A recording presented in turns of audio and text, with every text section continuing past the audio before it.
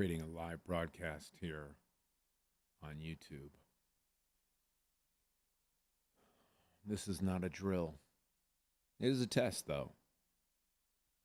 It's a test of the DBS, the Dubiel Broadcast System. I thought, let's see what happens. I did a live stream the other day on Facebook, and Facebook cut me off. I did like 30 minutes live, and about 16:24 is where either Facebook or my ISP, something came in tightly, flows like a harpoon daily and nightly. Will it ever stop? Yo, I don't know. Turn out the light and I'll glow. To the extreme, I'll rock a mic like a vandal, light up the stage, or wax a chump like a candle. I had to do it. It was too easy. Ice, baby. It stopped at 16:24, so I'm curious if there will be any throttling or any back and forth issues with the ISP and or with YouTube, the YouTubes. So Charlie Kirk left Illinois. Charlie Kirk is born and raised and cut his teeth in Illinois politics, or getting excited about Illinois politics, listening to Rush Limbaugh on WLS, the Big 89. With talent on loan from God.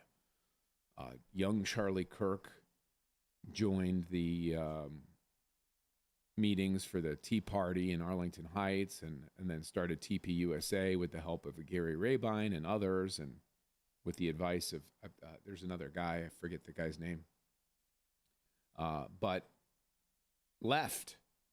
And, Turning Point USA is not headquartered in Illinois, obviously. In fact, I think I just saw a tweet or a post from Tyler from Turning Point USA where they had talked about convincing Charlie to come to Arizona, and I forget her handle. It's like Illini Gal or something like that on X, said, Illinois did not make a good argument for keeping him here, because we all know Illinois is challenging, to say the least, when it comes to politics in general. Although we have had conservative or Republican governors, we used to have at least one quasi-conservative senator in Paul Simon, and maybe before that we had more. But why was it so easy not to be in Illinois? Why was it so easy for Charlie Kirk and Turning Point USA to be headquartered in Arizona? Why was it so easy for Charlie Kirk and Turning Point USA to have pretty much nothing to do with the 2022 elections, primaries, and general elections here in Illinois? Gary Rabine, who helped Charlie Kirk, was running for governor in Illinois and was fighting, in a battle versus many candidates, Darren Bailey, most notably maybe Richard Irvin, which was the installed establishment candidate. And Darren Bailey ended up winning the primary, I think handily. I don't know the numbers off the top of my head, but I think it was quite handily. And, Charlie Kirk was not really vocal. I mean, I think he came to town and he did an event or so, maybe did an event or two with Rabine or with somebody in McHenry maybe. But the full weight and heft and influence of Turning Point USA and Charlie Kirk and Charlie Kirk's radio show and his reach, etc., wasn't really deployed in Illinois. And why do you think that is? I'm going to tell you. I could tell you. And anybody that knows what's going on, has paid attention, can tell you they know. It's that Illinois, when it comes to activating conservative voters and when it comes to making a difference, is DOA, dead on arrival. Which is why there's such jockeying amongst the gatekeepers in the, quote, Republican Party and the state organization of the Illinois GOP, and then the other people that are on the fringes and, PACs and, the usual suspects that want to pick candidates and want to pick winners and losers ahead of time. And the people, the ones that you all think are influencers when it comes to politics in Illinois. Those people have zero track record of success. They're either like me, they're a failed candidate. And then after they are failed candidates, then they graduate to being failed advisors for failed candidates. And then they are somehow able to garner big fundraising to continue to fail miserably and fantastically. And that's what happens to candidates in Illinois. Conservative candidates fail fantastically in Illinois. And there's two reasons. The first reason is because they're oftentimes not really conservative, like Richard Irvin. And the second reason is they're too conservative for the establishment to back them and support them. And there's so much infighting and so much swiping and behind the scenes jockeying amongst the gatekeepers in the party that the truly conservative candidates never get the launching pad they need and the support from the party and the local GOPs and the base.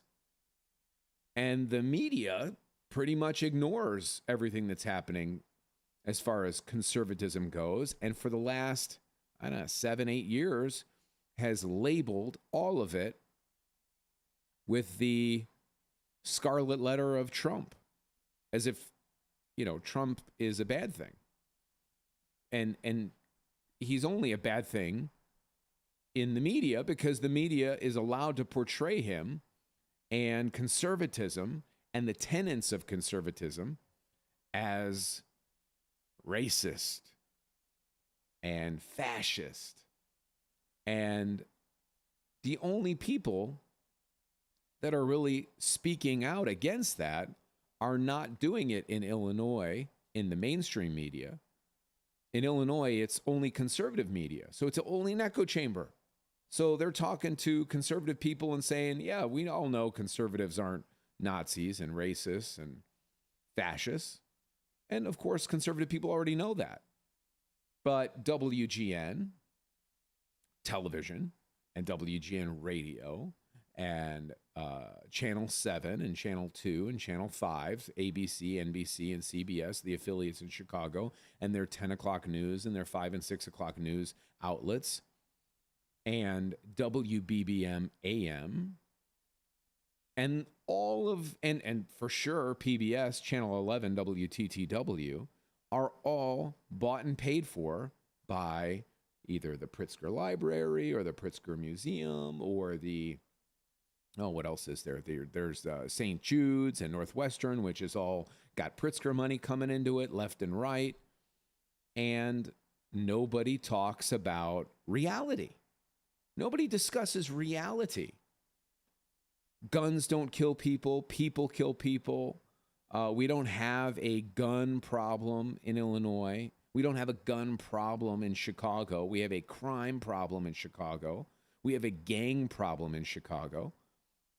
We have a mass shooting in slow motion every month of every summer in Chicago, to the degree that the National Guard is or will be deployed to help remedy the crime situation in Chicago, because the political showcase and zoo and circus continues.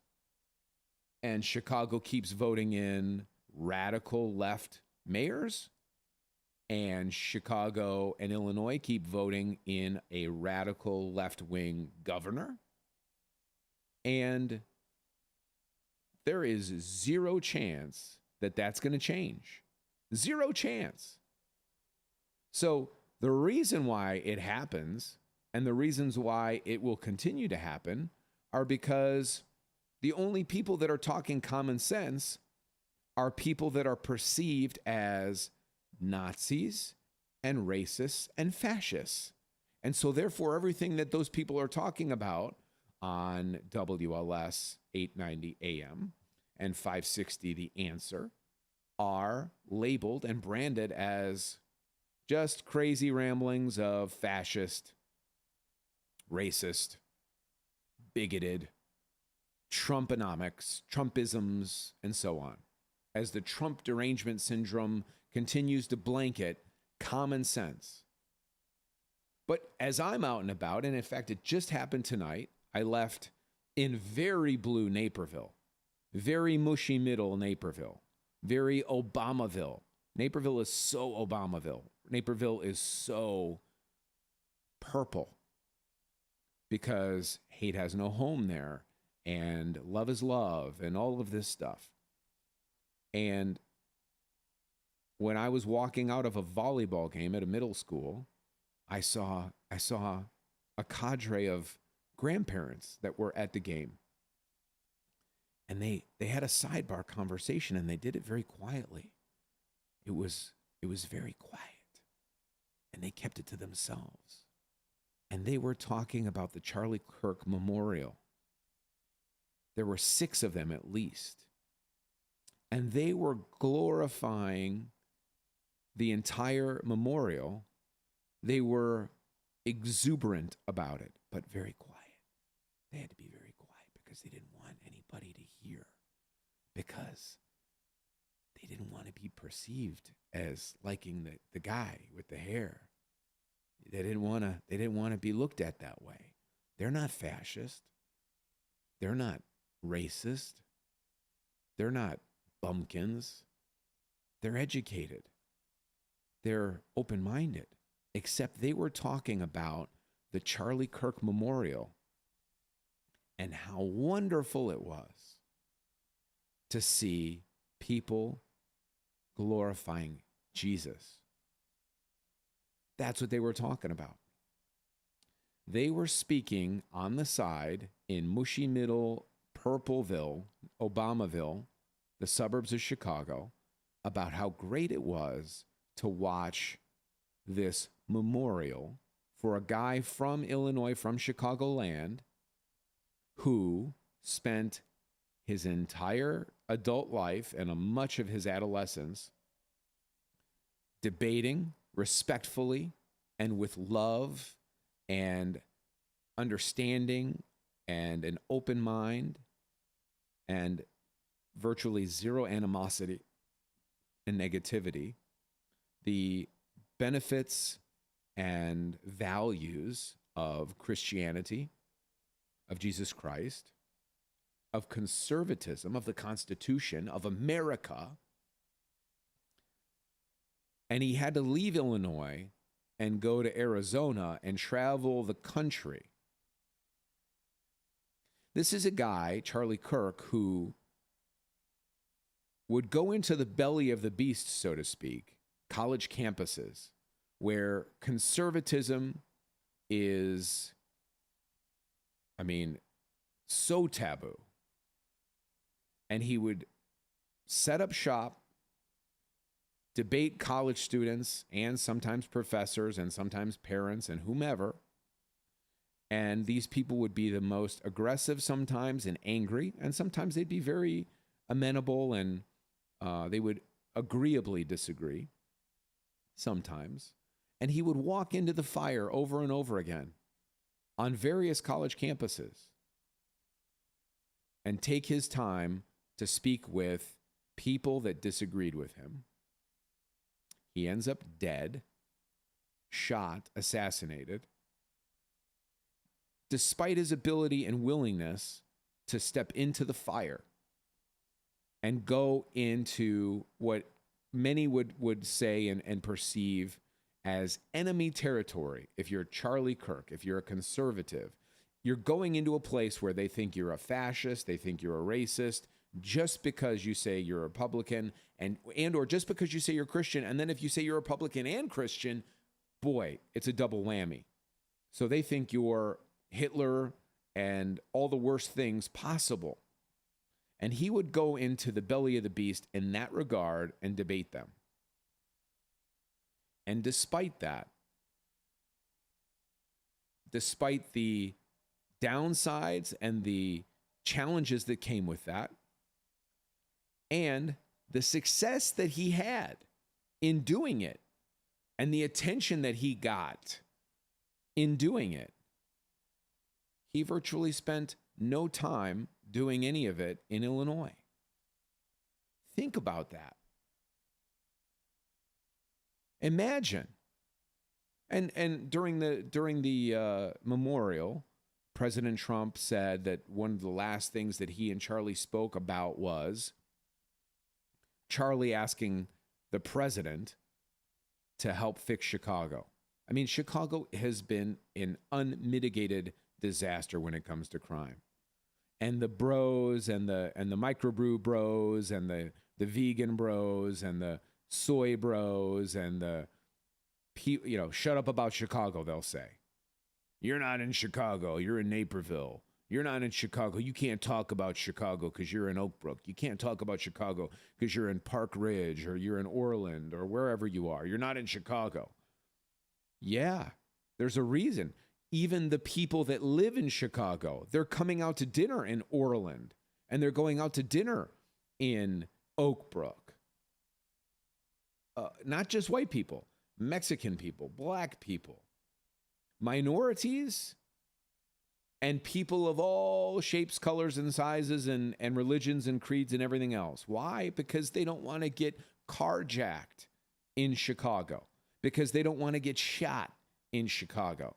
Because they don't want to become part of some gang melee in Chicago. Because they don't want to have to drive in the west side and the south side. And now they don't even know. You could be in River North. You could be on Michigan Avenue. You could be outside a museum in the places you used to think were no problem. It's not going to happen here. These are not the bad areas of Chicago. And it can happen. That's how bad it's gotten in Chicago. Little kids are getting shot in Chicago almost every weekend. Look at it. There's websites devoted to it. So Charlie Kirk, according to President Trump, says, Mr. President, please do something about Chicago. But during the 2022 election, with the exception of the rally in Mendon, Illinois, with Mary Miller and Darren Bailey and others, you didn't see Donald Trump in Illinois. Why? He was there for Mary Miller because Mary Miller has a chance to win and she won. And Trump wants to win and he wants to be associated with winners. And Charlie Kirk wants to win and he's willing to be associated with people that don't want him to win and will fight against him to win. And even with that in mind, Charlie Kirk spent, in comparison to the rest of the country, for sure in comparison to Arizona, virtually zero time in Illinois. Think about that. Think about that when you think, where is my state going? What is the future of our state? What is the future of your town or your county? And if you talk to the people in the party, in the Illinois GOP or in your local GOP, they're going to tell you the same things. Get involved on a local level. Become a precinct captain.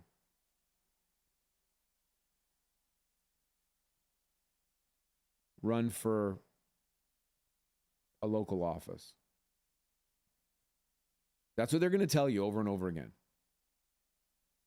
And that's what they've been saying for the last 15 years or 20 years or 25 years or God knows how long.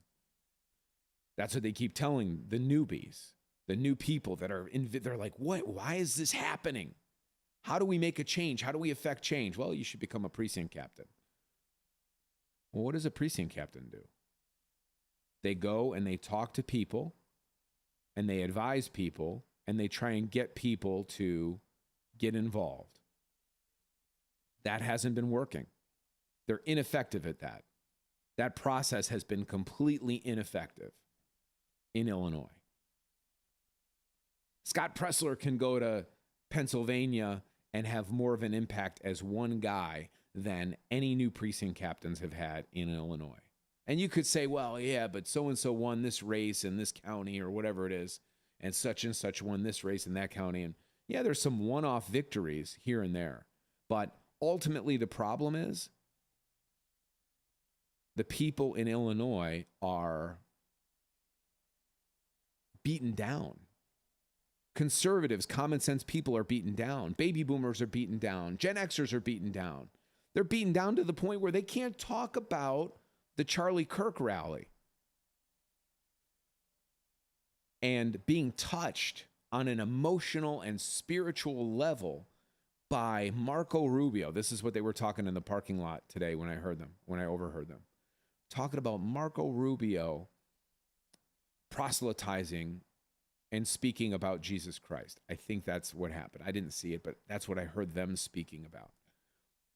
And they had to do it on the hush-hush in the parking lot. They had to talk real quiet because they didn't want the Obama bots to hear them. And they didn't want the people that have the hate has no home flags to hear them. And they didn't want the Sean Casten people that think that Sean Casten is like something special and representative of America. Sean Casten, you want to talk about fascist Nazism? Sean Casten stands against the Constitution. He's written letters and op-eds about the Second Amendment and other tenets of the Constitution. Your vow as a congressman, as a senator, is to defend the Constitution. Not to mess with it, not to rewrite it. And there's a process for that. If you want to amend it, there's a process for that. We have a process. But you're supposed to protect it. You're supposed to look at it, read it, live it, breathe it. You're supposed to be wearing American flag pins, not Ukrainian flag pins, not Israeli flag pins, not any other country's flag pins if you're in Congress. But the mushy middle, the people in Naperville and the people in Oak Park and a lot of the people in the western suburbs and a lot of people all over DuPage County and some in Will, not as many in Will, thankfully, are the ones that the silent majority are biting their tongue over. Because they're the ones that show up to vote over and over again. Often enough and in regular enough numbers in the right gerrymandered areas so that Sean Casten can continue to be voted in as a congressman. So that Bill Foster can continue to be voted in as a congressman. So that Lauren Underwood can continue to be voted in as a congresswoman in the 14th district. And then the state senators and the rest of the state offices are filled with people that are just like Casten and Underwood and Quigley. And I mean, none of them are any different than Brandon Johnson. They have virtually zero skills of discernment and common sense.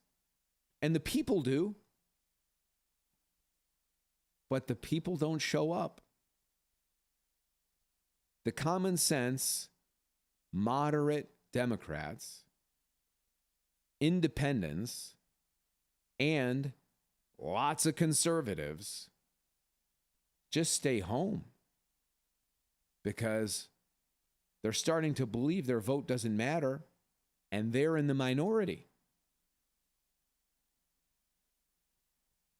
So, if you're Charlie Kirk, would you spend much time in Illinois?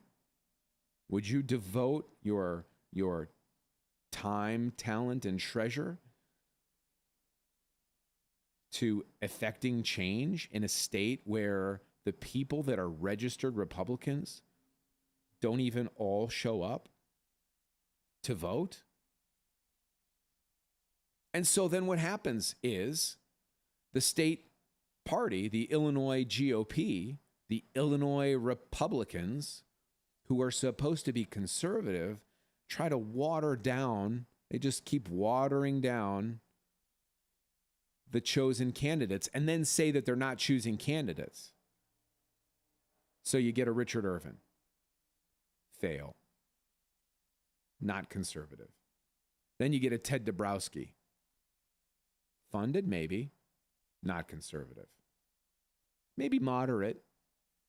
Maybe. Not conservative. You think in this time that a little different is what's going to win over Pritzker? A little different? You think that's what it's going to take? Think about this. Every single thing that Pritzker is what he says Trump is. Every single thing that Pritzker is what he says Trump is. And his hardcore constituents and the media perpetrate the ruse. Trump is all these bad things. Trump is all these bad things. Trump is all these bad things that Pritzker actually is.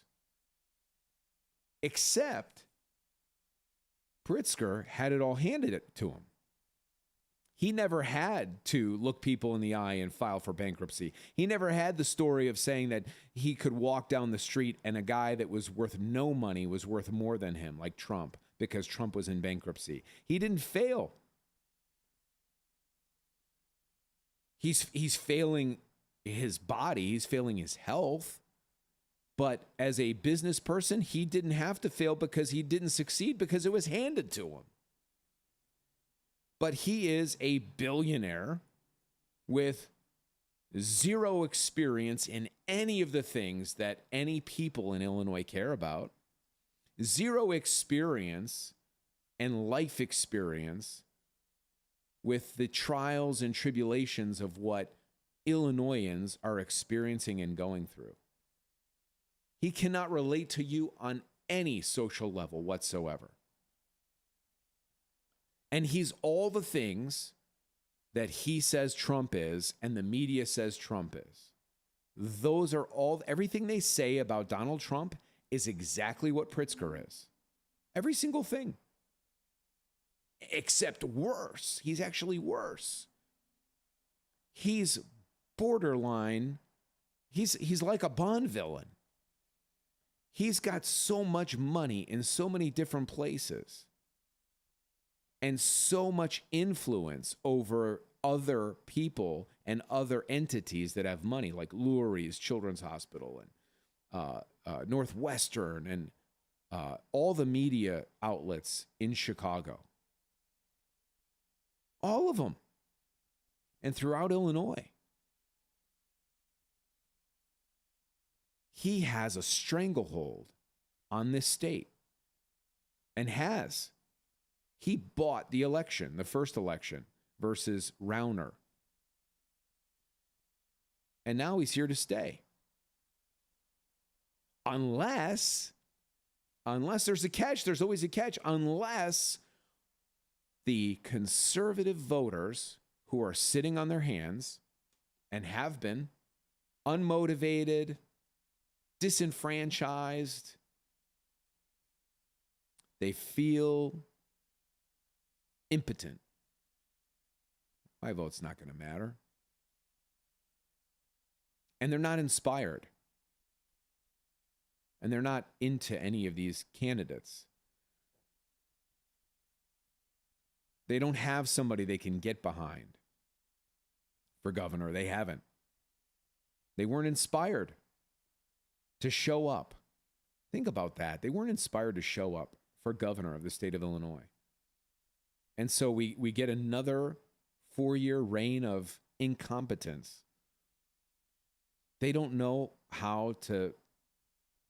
I mean, they have massive property taxes. We have massive property taxes. We have massive income tax. We have tolls you have to pay to drive places. My tolls have been auto-replenishing 2 to 3 times a week lately. We have toll roads. Have you seen the toll facilities? The helicopter pad? The amount of money being poured into the toll system? The amount of money being poured into our tax coffers? Property taxes, income tax, and tolls. Then you have sales tax, gas tax. They're just going to tax and spend. And it's going to keep happening until you leave. So that's why Charlie Kirk, it was like a no-brainer. Go to Arizona, make our headquarters in Arizona, spend time going to universities outside of Illinois, stop in every now and then, but Illinois they've given up. The only person that really understands how to make it work in the right areas like Mary Miller and some of the people downstate. But everyone else is thrown in the towel because you, with the common sense, have thrown in the towel. You, the conservative that went, I'm not going to go. I'm not going to go to the primary, and I'm not going to vote in the general. Thousands of you. And then you independents. There's a bunch of independents also, same. And then the moderates. You Republic, or you Democrat, you moderate Democrats, you blue dog Democrats, old school Democrats, Kennedy Democrats. You could line up all the things that Trump and his administration stand for, pretty much with, being a Democrat during the Kennedy era. And it's I mean, you can't really separate them. Really, truly, for the most part, with the exception of a few issues, you could do the same thing with Trump and Clinton, Bill Clinton. You could do the same thing with Trump and early Obama. Trump is not some hardcore right-wing fascist. He's a Democrat that supports the Second Amendment. He's like a blue dog Democrat, really, is what he is. That is exhibit with a bunch of flair of Ross Perot, that is exhibiting common sense accountability. Like, why would we be in NATO if we're paying all the money and then we're doing all the work? Maybe everyone else should be paying more. Otherwise, we should get out. Why are we in NAFTA? Why aren't we assessing what we're doing and what we're spending and what everyone else is doing and how much they're spending? Those are the differences. Less cronyism from Trump, but Obama was talking about our border. Hillary was talking about our border. The Democrats were all talking about tariffs before. So you blue dog Democrats, by the way, Republicans, no Republican is trying to bust up any unions. They're not trying to bust up the carpenters union, the electricians union, or the plumbers union, the pipe fitters union. They're not trying to bust up any of it. Union workers should be all for Trump, all against Pritzker, and all for keeping our state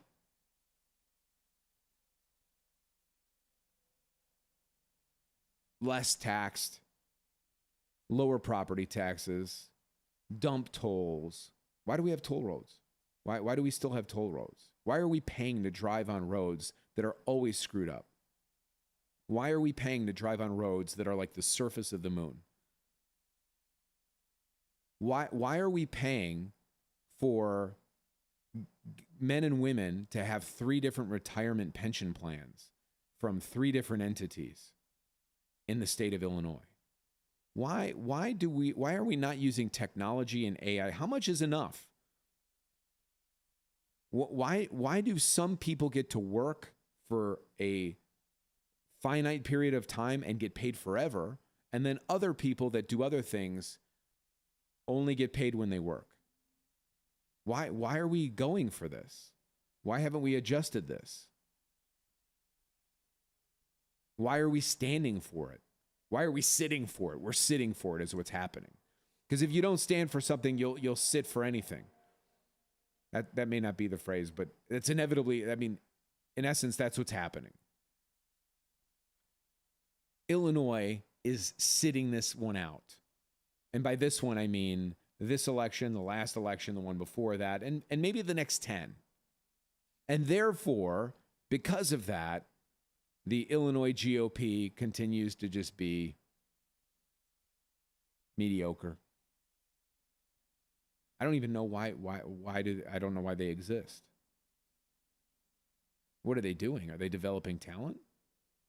Are they recruiting people to take office and run for office? And are they finding battleground areas where conservatives and real moderates can win elections just by standing on the basics? Like, hey, these kids should be doing well in math and reading and science, but we're passing bills where we want to screen their mental health because we think that school is the place to screen for mental health, and school administrators and teachers are the ones to be screening for mental health. Who's screening the administrators for mental health? I've seen an uptick. I think we all have seen an uptick on the news of teachers who are fornicating with students. They're having inappropriate sexual relationships with students. Does that seem like the behavior of sane people that have been screened? They're the ones that are going to screen the kids? Who's going to screen the kids for mental health? Who's screening the staff? Well, let me ask you something. When students are in relationships with teachers, or teachers are in relationships with students, do you think that other teachers don't know? Do you think other students don't know? You think that it's completely under the radar and nobody knows? You think they're that good at the subterfuge and the secrecy? Or do you think that more people know and they keep it quiet? And if more people know and they keep it quiet, is that the behavior of people that you want screening your children for mental health? Should they be the ones that are screening them for mental health? I don't think so. Are the politicians being screened for mental health? I don't think the politicians are being screened even for aptitude. Politicians aren't being screened for physical fitness. I want a governor who can do a push-up. I want a governor who can do a pull-up. I want a governor and a senator that isn't going to make fun of RFK for being, 70 and jacked.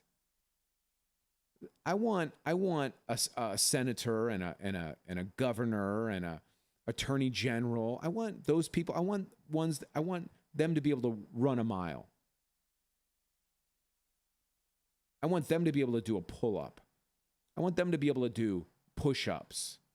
I want them to be able to exhibit physical fitness. And I understand that we have a senator that has a handicap. She can't run. Fine. There are other things that she could do that she should be able to do mentally and physically that prove an aptitude and mental health. Why aren't we screening all those people for those things? You want to screen my kids? You want to groom my kids based on what you think is going on in their life or what's not going on in their life? It's none of your business what my kids are feeling. I send my kids to school to learn about math, science, reading, to some degree. It would be really great if they got some civics lessons. Who's teaching civics? Virtually nobody. History, we sent them there for history and to prepare them, really ultimately, to prepare them for life after school. That's why you used to have shop class and home ec and other vocational opportunities, which some schools have now, but most schools don't. Most schools got rid of those programs. Magnet schools have them, but not the regular schools. But they want to screen them for mental health? You're not teaching them reading. Reading levels are dipping. Math levels are dipping. Science aptitude levels are dipping. What do you think that does to the mental health of students? You think that makes them feel good about themselves? They might have felt good when they left home. What are you feeding them at school? Michelle Obama thought that pizza was a vegetable, according to the food pyramid. So pizza, greasy pizza, processed pizza is, and I love pizza. Pizza's great. Good pizza. But we have good pizza in Chicago. They're not eating good pizza at school. What do you think that's doing? What do you think that the folic acid and the stuff they spray on the wheat before it's processed and then it becomes the dough, what do you think that's doing to their gut and their mood and their mental health? I mean, if the government has shown us anything, it's that they should not be in charge of anything. But in Illinois, we just keep going, yeah, come on, take more over. Go ahead. And the conservative Republicans that we elect or allow to be elected or slip through the cracks or whatever, they're voting for the same garbage that these Democrats are voting for. That's why Charlie Kirk left Illinois and didn't come back much, ultimately. If you want to make change, if you want to affect change, you got to go where people are willing to stand up for themselves. And you take a look at Illinois and you go, these people are doormats. The people of Illinois, en masse, are content to be doormats. That's the only explanation for perhaps the worst governor in America, maybe tied for the worst governor in America with Newsom in California. And Kathy, she didn't get voted in. She got appointed or whatever it was. But one of the excess of evil, one of the three worst governors in America, maybe in the history of America. At least Pat Quinn wasn't doing, ridiculous, terrible, evil things. But we have no checks and balances because we have Pritzker, and then we have it's like a super, super, super majority of wokeism in Illinois, in the state legislature. Gone are the days of any Abraham Lincolns in the Illinois state legislature. Could you imagine? The Illinois state legislature used to be the ones that picked who was running for senator and picked the senators and stuff, the Illinois senators. Could you imagine? These people aren't fit to be picking anything. So you live in Illinois. You live in DuPage County. You live in Will County, Cook County. You're a Democrat. You're going to keep voting for J.B. Pritzker? Why? Because you don't like whoever the alternative is? You know what's happening. You know what you're getting with Pritzker. Gas taxes are up. Property taxes are up. Wokeism nonsense is up. Sanctuary cities, paying for people from other countries to take your money and your benefits while your communities suffer. Whether you're white or Hispanic or black or Indian or Asian, South Asian, Chinese, whatever. The governor we've got is taking your money and giving it to people that came here illegally from other countries. Taking your resources and giving it to people that don't deserve it, didn't give anything for it, and aren't going to. They came here not the same way that your parents or your grandparents or your great-grandparents came here for a better life, to work, for an opportunity to work, like the legal immigrants that come here. They come here to work because they can make good money. I went horseback riding with my son and my daughter this summer. There's a guy from Jamaica. He was our guide. He's here from Jamaica legally to make money to send back home because he can't make the kind of money there that he's making here. Okay, great.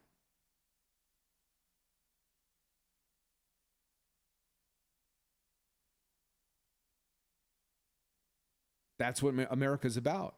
That's not what's happening downtown. That's not what's been happening for the last 3, 4, 5, 6 years, where they're getting debit cards and cell phones on your dime. They're using your recreation center.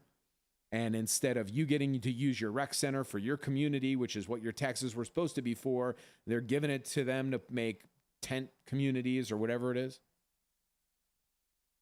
Do you like that? If you like that, keep voting for it, I guess, or keep not showing up. But what do we have to lose?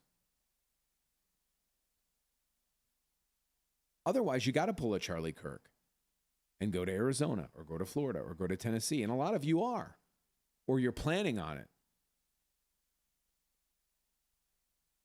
But why would you devote your resources if you're Turning Point USA and you're Charlie Kirk? What would you think that you might gain from that? When you can go somewhere else and you can go and help get like Youngkin elected, or you can go help DeSantis get reelected, or you can help Byron Daniels become the next governor after DeSantis' term limits. By the way, Florida's got term limits. They have the most success as far as their governor, and they're going to lose their governor to term limits. And their governor's beloved. Businesses love him. Oh, yeah, you heard that Disney was...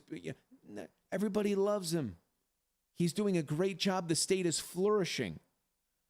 It's one of the biggest success stories in America and maybe the world. And that guy doesn't get to run again for governor. So you're Turning Point USA. Where are you going to go? You're Charlie Kirk. Rest in peace. But if he's still around, where are you? I'm going to Florida. You're going to go mess around and do the mess around in Illinois, where they're voting it like you get rid of Lightfoot and you get Lightfoot worse. Lightfoot was Brandon Johnson light. Brandon Johnson is wackier than Lightfoot. Illinois people are voting for the least competent people. They're not sending their best, and you're allowing them to get into office.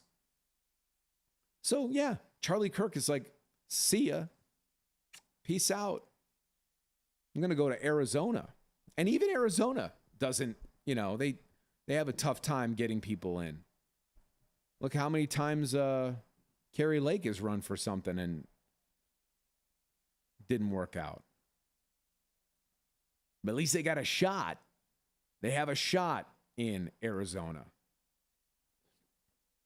They got a shot in Florida. They got a shot wherever Youngkin is, the Commonwealth of... It's escaping me. But Illinois? Yikes. So make a note of this video, because 2026, as Ferris Bueller would say, life comes at you pretty fast. 2026, the election is going to come at you pretty fast. The primary is going to be here, boom, just before you know it. And you're going to look around. And you're going to say, this is not my beautiful state. This is not my beautiful house. This is not my beautiful property taxes. I'm paying tolls. I'm paying taxes on my income. And then after the income is taxed, then I got to pay tax on the property that I already own if your house is paid off. It's not yours. House isn't yours. You got to keep paying for it. You must pay the lord of the manor. You got to pay the state and local government so that it can go to schools. And then what are they doing with it at the schools? They want to screen the kids. They have diversity and equity inclusion experts. Your superintendents are making, some of them, $500,000 a year after they failed in other districts in other states. We got school boards that are abdicating their authority and their decision-making to the people they hire. It happened in Naperville. It's like, what is going on in Illinois? What's going on in Illinois is Illinois people go to sleep. They're like, wake me up when. Boy, I'll tell you what, though, they get pissed off when the Bears lose. And they get fired up when the Sox lose. And they're really used to the Cubs losing. But they're in the playoffs. Whoa. Hallelujah. Oh, are the Bears going to move to Arlington Heights? Or are the Bears going to stay at Soldier Field? How's it going to turn out? The story's at 10. Is it going to rain tomorrow? Or is it going to be sunny tomorrow? Oh, there's another shooting. What are we doing about it? Oh, Pritzker's great. No, he's great. He's fantastic. Pritzker sucks. He's sucking the life and the money out of the state. And Rounders suck too, by the way. So, you're going to keep standing for it? Or are you going to do something? Do you think that Mendrick is the answer? The sheriff from DuPage County that's running for governor? Or I think he's running. Yeah, he announced that he's running for governor. Do you think that Dabrowski, the guy that runs Wire Points, is the answer? Who else is running for governor in Illinois so far? What's the biggest thing happening in the world right now? Massive Charlie Kirk memorials in Naperville and Arlington Heights and around Illinois. Does Mendrick capture the vibe of Charlie Kirk and Turning Point USA? I don't think so. I like Mendrick, but in order to beat Pritzker, you got to get conservatives that haven't been showing up to show up. And you got to get independents that aren't buying it to buy it. And you got to get some of those blue dog Democrats to go, yeah, I'm sick of the nonsense. What are we doing here? Who is going to do that? Who's going to be able to do that? Dabrowski? He's on with Dan Proft. I don't know if it's every week or it's every day. It's not particularly interesting or electrifying. I don't know what he stands for. It sounds like it's fact-based and there's a lot of information, and that's good. But as they say in, as Matthew McConaughey says in Wolf of Wall Street, there's a lot of above the neck mustard stuff going on. I mean, Charlie Kirk talked to people about facts and information, but it was through the lens of the Bible, the Old Testament, the New Testament, the Constitution, the Bill of Rights, and the fundamental core concepts of society in general, and things that people were very emotional about, things that people got fired up about.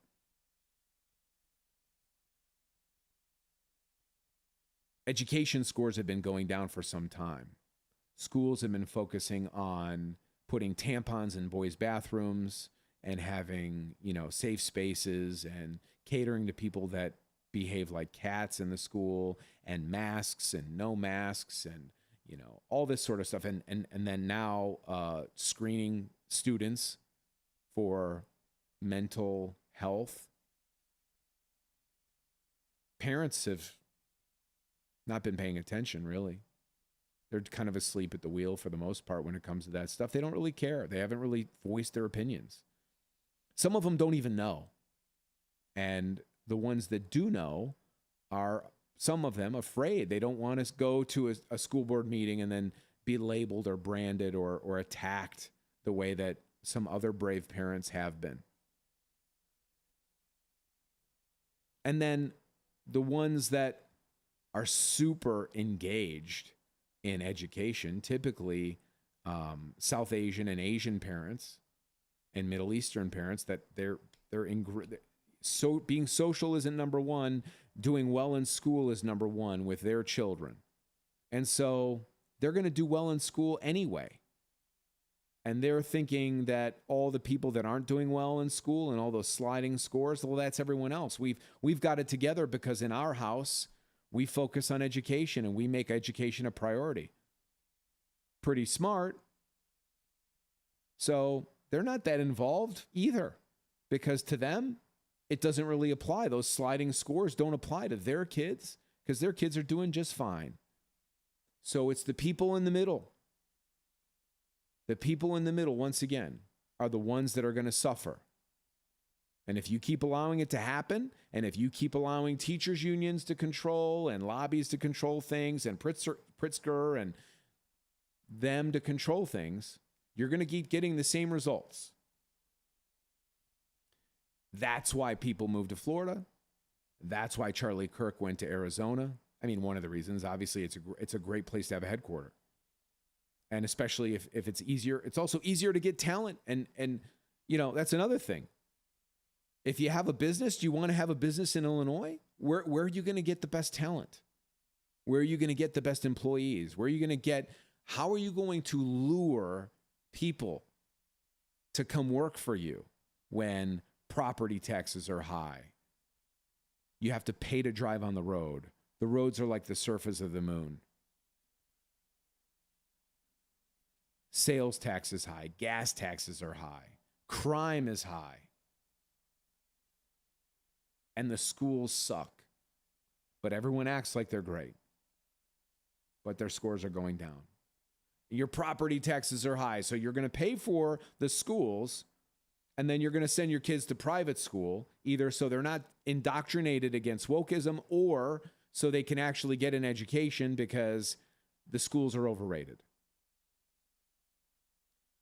That's the sales pitch if you have a company in Illinois. So think about the future with J.B. Pritzker. Think about the future with Brandon Johnson. Think about the future with all of these just completely deranged state reps that are more concerned about teaching your 12-year-old about non-traditional sex in school than they are math and reading and science and all the things that they're going to need to fight off AI and be productive in society, or learn to be a welder or an electrician or a plumber or a pipe fitter or a engineer.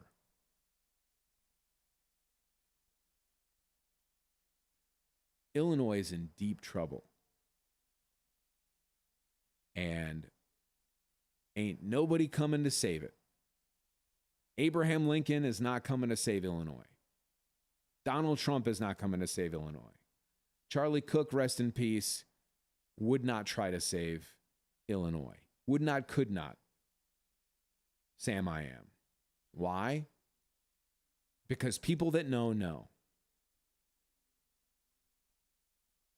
The only thing that's going to save Illinois is a massive awakening of the people that are mad as hell and aren't going to take it anymore. And while many, many people are fed up, they're still whispering over in the side in the parking lot about their inspiration from watching the Charlie Kirk ceremony and how it was edifying Jesus. But they don't want the people with the signs that say hate has no home here to hear them. They don't want the people that think that if you had a Trump sign in your yard that it's like waving a Nazi flag. They don't want those people to hear that. Even though those people that think that or say those things are so far out of their mind, so detached from reality, even people in their own party would go, "What?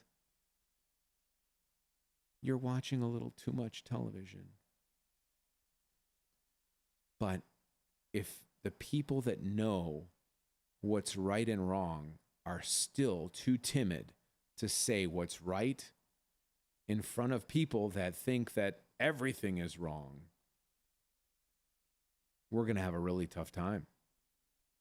You need a real big galvanizing event besides this horrible recent event with Charlie to get people to go, wait a minute, what are we doing? What is going on? And that's not going to happen. There's not going to be a Dave Savini expose on J.B. Pritzker. There's not going to be a Charlie Wojciechowski, investigative report on J.B. Pritzker. It's not going to happen because of the money, because he sprinkles it around. Nobody's going to do that. All the major media outlets will endorse him for governor again. Even the Chicago Tribune, which, in the old days would have, it was conservative, and not conservative like politically conservative, but like fiscally conservative and like common sense and all that sort of stuff. Like, put aside guns and abortion for a minute. The Tribune would be like, oh no, this person knows what they're doing. They're the best fit. This person doesn't have a clue and has been tanking the economy of the state and is constantly spinning the truth to make it look like something's happening when bad things are happening.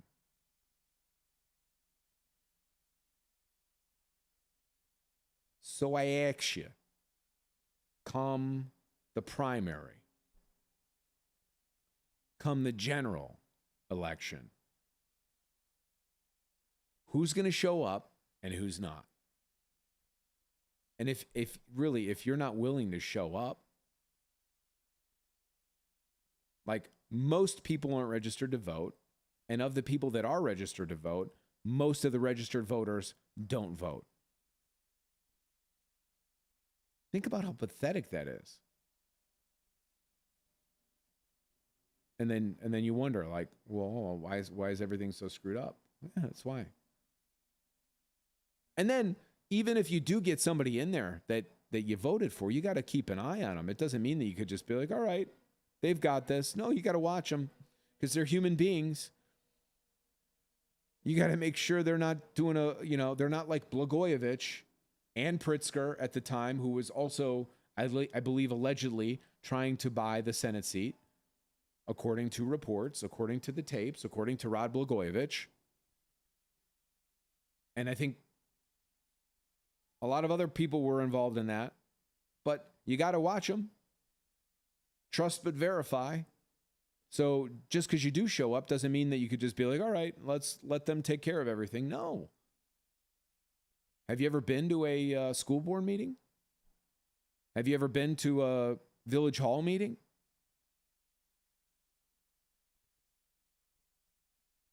Maybe do that. You'll see real fast how screwed up this stuff is and why. Because most of these people are morons. You see them in little blurbs and little sound bites and stuff, or they read from a prompter or a sheet of paper, and you go like, oh yeah, he really knows what he's talking about. Well, he's got all this, he's been around. There's a Pritzker museum. There's all this other stuff. He must know no, he doesn't know. No. Most of them are evil or idiots. And you should ask yourself, why am I only hearing this about Trump? Why do I only hear negative things and hear, the repeated, out of context blurbs and sound bites and quips and things where they tell you what to think about what is being said without playing the whole clip? Why is it only Trump? You think Trump's the only one doing it? Don't you remember when Dan Quayle was the vice president and who was the other one? Al Gore.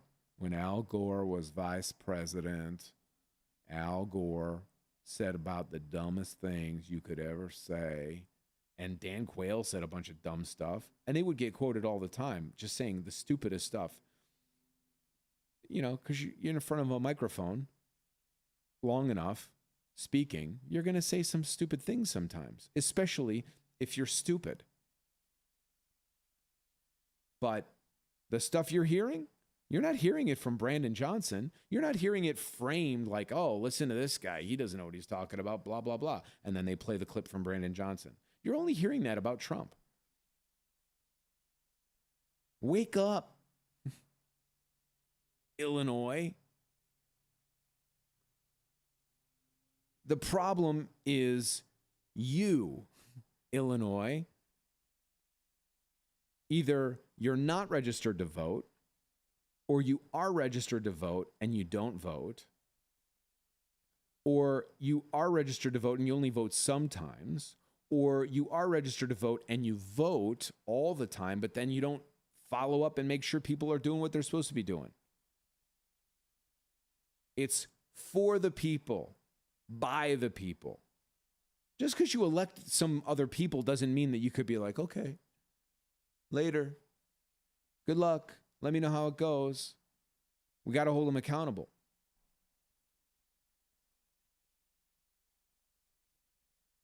Pritzker's got to go. We need a senator that is not part of the woke agenda. And we have two that are part of the woke agenda. Read their tweets.